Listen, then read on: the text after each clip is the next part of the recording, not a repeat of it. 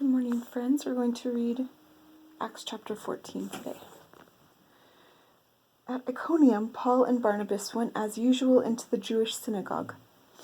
There they spoke so effectively that a great number of Jews and Gentiles believed.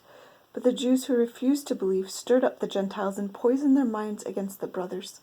So Paul and Barnabas spent considerable time there speaking boldly for the Lord, who confirmed the message of his grace by enabling them to do miraculous signs and wonders. The people of the city were divided. Some sided with the Jews, others with the apostles.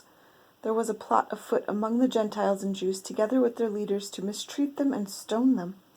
But they found out about it and fled to the Lycaonian cities of Lystra and Derbe, and to the surrounding country, where they continued to preach the good news. In Lystra there sat a man crippled in his feet, who was lame from birth and had never walked. He listened to Paul as he was speaking. Paul looked directly at him, saw that he had faith to be healed, and called out, "Stand up on your feet." At that the man jumped up and began to walk. When the crowd saw what Paul had done, they shouted in the Lycaonian language, "The gods have come down to us in human form." Barnabas they called Zeus, and Paul they called Hermes, because he was the chief speaker. The priest of Zeus, whose temple was just outside the city, brought bulls and wreaths to the city gates, because he and the crowd wanted to offer sacrifices to them. But when the apostles Barnabas and Paul heard of this, they tore their clothes and rushed out into the crowd, shouting, "Men, why are you doing this? We too are only men, human like you.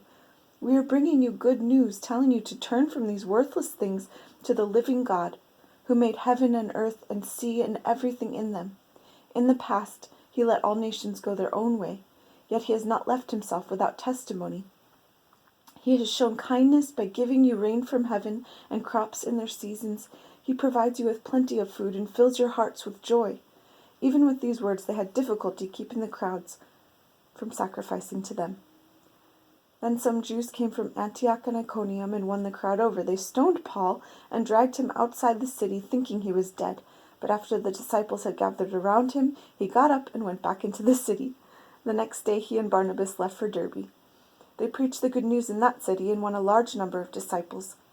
Then they returned to Lystra, Iconium, and Antioch, strengthening the disciples and encouraging them to remain true to the faith. "We must go through many hardships to enter the kingdom of God," they said. Paul and Barnabas appointed elders for them in each church, and with prayer and fasting committing them to the Lord, in whom they had put their trust.